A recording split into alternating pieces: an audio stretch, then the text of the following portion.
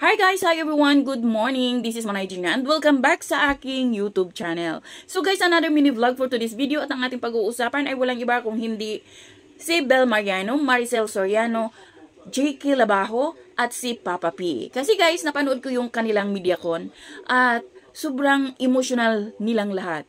Alam niyo yung napaka-emotional ni JK. Alam naman natin na si JK is bata pa lang siya na nawala na yung nanay niya.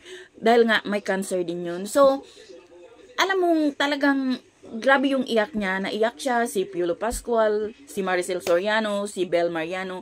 Si Bel, makikita mo talagang sobrang nagpapasalamat siya. At ang ganda-ganda ni Bel. Sabi nga ni Maricel Soriano, ang ganda-ganda ng mata ni Bel Mariano. At talagang nirecognize ni Bel na sabi nga niya, nung ginawa nila ang pelikulang ito, sobrang naramdaman niya na ngayon is talagang nanay niya na talaga si Maricel Soriano.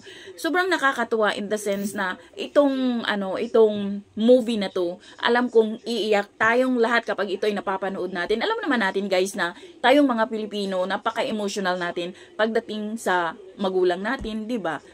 Kung mayroong mga pasaway na anak, pero alam natin na kapag magulang na ang pag-uusapan, sobrang emotional tayo, sobrang pinapahalagahan natin, no, yung mga magulang natin, especially yung nanay natin.